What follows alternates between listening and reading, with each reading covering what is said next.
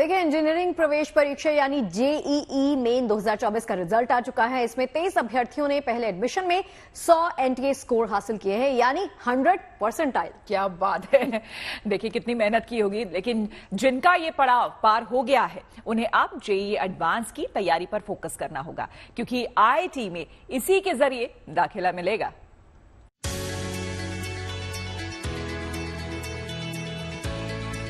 ये खुशी है कामयाबी की।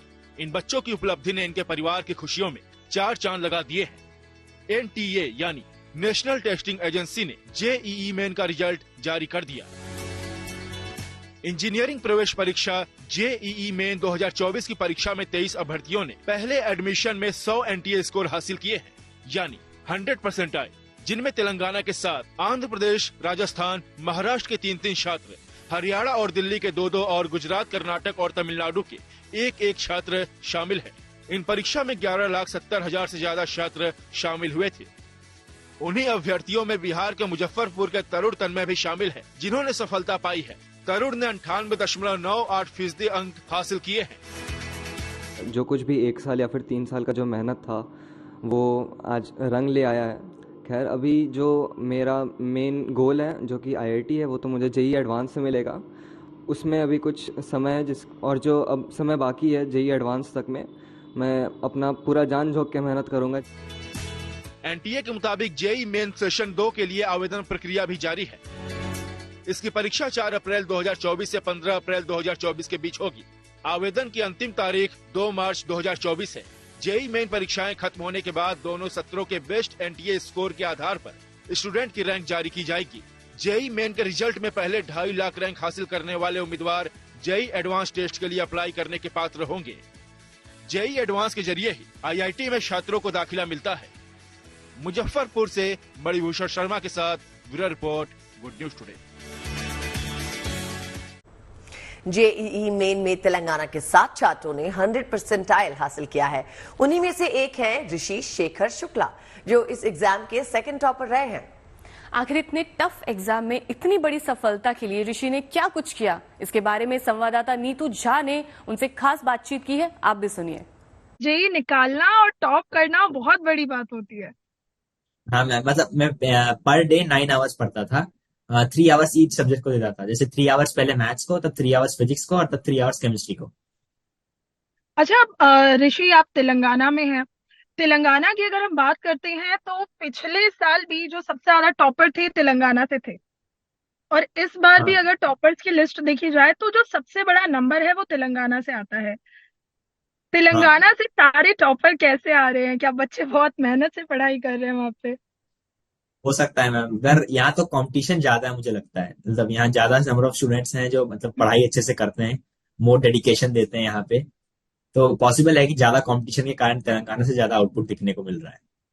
अच्छा ऋषि, जब हम बात पढ़ाई की करते हैं और बात कंपटीशन की, जैसा भी आपने बताया, तो कंपटीशन बहुत ज्यादा हो गया है। देश के किसी भी राज्य जाइए, आपको वहां पर बच्चे कोचिंग जाते नजर आएंगे, पढ़ते नजर आएंगे। तो कंपटीशन क्या वाकई में हर्डल बना है आपके लिए इस पूरी जर्नी में, या आपने प्रेशर को कोने में रखा था और जम के पढ़ाई की है? नहीं मैम, कंपटीशन को मैंने हेल्दी कंपटीशन के जैसा लिया और मैंने प्रेशर को ज्यादा बिल्डअप नहीं होने दिया, क्योंकि मैं कई बार डी स्ट्रेसिंग एक्टिविटीज यूज करता हूँ। जैसे थोड़ा प्राणायाम कर लेता हूँ, कभी कभी थोड़ा वॉक पे निकल जाता हूँ, थोड़ा कभी म्यूजिक सुन लेता हूँ। तो इससे क्या है, थोड़ा काम रह सकता हूँ। फिर मतलब प्रेशर और स्ट्रेस को ज्यादा बिल्डअप नहीं होने देता हूँ मैं, और कंपटीशन को हेल्दी लेवल तक ही मेंटेन रखता हूँ। अच्छा ऋषि, आपका कौन सा अटेम्प्ट था? क्या ये पहला अटेम्प्ट था या दूसरा था? ये मेरा पहला अटेम्प्ट था, पहला सेशन का। और दूसरा अटेम्प्ट तो अभी नहीं अलाउ कर रहे हैं, शायद सेशन 2 के बाद सेशन 2 होगा दूसरा।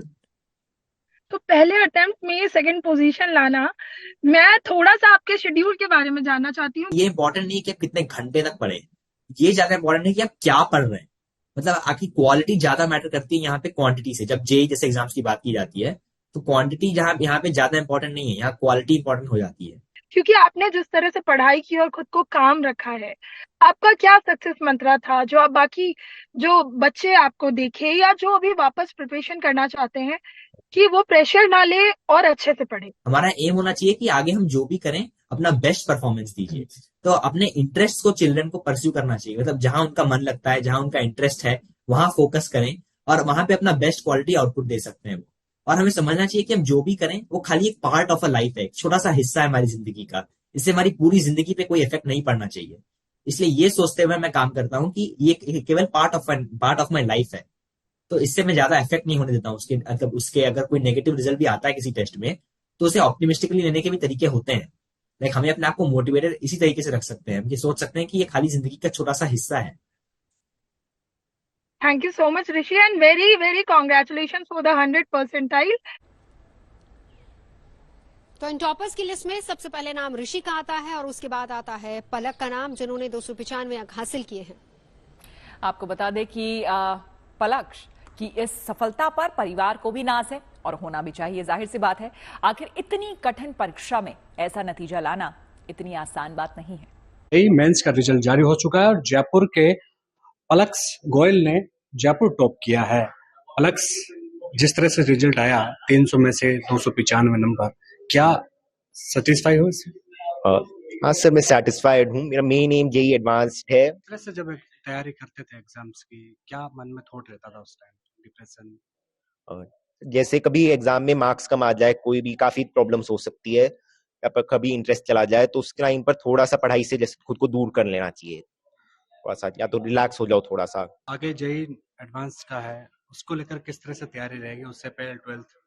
सर, मैं सारे चैप्टर्स के अच्छे से प्रैक्टिस करूंगा। बोर्ड्स के दौरान भी थोड़ा सा उसमें काम करूंगा और बोर्ड्स के बाद में भी इतना भी हो जाए उसके लिए मतलब सारी मेहनत करूंगा जो भी है। लेकिन टेस्ट के दौरान कई बार मार्क्स कम भी आए थे, उस समय खुद को कैसे मोटिव करते थे? मैं जो गलतियां हो गई बस उनको देख लिया और फिर उसके बाद में बस उस बारे में मैं भूल गया हूँ। बस जो गलतियां हो गई उस पर वर्क करना है। आगे क्या रहेगा लक्ष्य? आगे मैं सॉफ्टवेयर इंजीनियर बनना चाहता हूँ। कहाँ से? अभी IIT बॉम्बे में जाना चाहता हूँ। पलक के पिता है, कितनी खुशी है? बहुत खुशी हो रही है मुझे आज पलक को देख के, कि पलक का मेरे को पहले से ही था कि ये बहुत अच्छा अचीव करेगा और आगे भी इसको बहुत अच्छा अचीव करना है, और मुझे बहुत खुशी हो रही है इसके रिजल्ट को देख के। पलक ने जिस तरह से परचम फहराया है, हालांकि अभी एडवांस का एग्जाम होना बाकी है, लेकिन इनका टारगेट कहीं ना कहीं बहुत बड़ा है। ऐसे में जो साथी अभ्यर्थी हैं उनको लेकर भी पलक का संदेश कहीं ना कहीं उनके लिए सार्थक साबित हो, ये प्रयास है। कैमरा सहयोगी मनोज के साथ Vishal Sharma, Jaipur, good news today. देखिए, जेईई मेन परीक्षा में बिहार के मुजफ्फरपुर के रहने वाले तरुण तन्मय ने भी सफलता हासिल की है।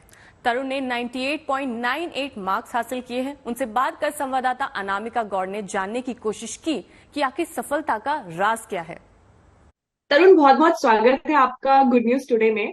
पहले तो आपको बहुत बहुत बधाई, इतने अच्छे नंबर आए हैं आपके जेईई मेंस में। आपने जेईई मेंस जो है वो क्लियर कर लिया है। कैसा अभी लग रहा है? कितनी तैयारियां की थी, बताइए हमें। Thank you ma'am.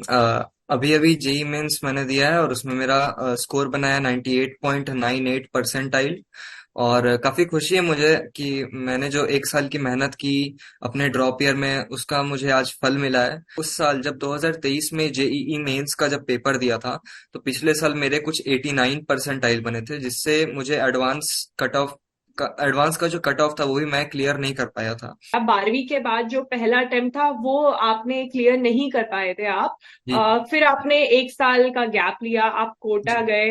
तो ये जो सपना था कि जेईई क्लियर करना है, IIT में जाना है, ये कब से आप देख रहे थे? मेरी तैयारी देखा जाए तो जो असली जेईई लेवल की जो तैयारी होती है, जिस कठिनाई की, जिस इंटेंसिटी की तैयारी होती है कि कोई बच्चा दिन में 10-10, 12-12 घंटे से ज्यादा पढ़ रहा है, वो एक्चुअली में देखा जाए तो मैं 12वीं के बाद पढ़ना स्टार्ट किया हूँ। मैं 11वीं 12वीं में काफी ज्यादा सीरियस नहीं था अपने जेईई को लेके।